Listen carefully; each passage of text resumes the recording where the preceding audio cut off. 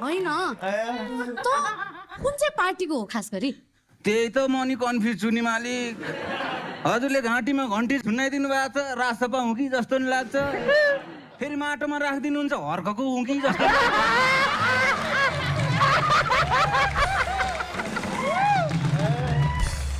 फेरि रुखैको घाँस मनपर्छ मलाई त, रुखको बाहेक अरू घाँसै मन पर्दैन, काङ्ग्रेसै हुँ कि जस्तो लाग्छ।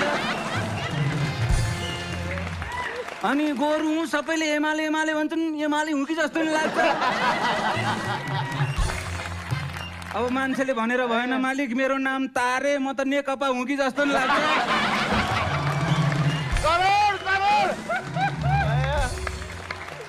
अब एकछिनमा तपाईँले हलो झुन्नाइदिनुहुन्छ, राप्रपा हुँ कि जस्तो नि लाग्छ।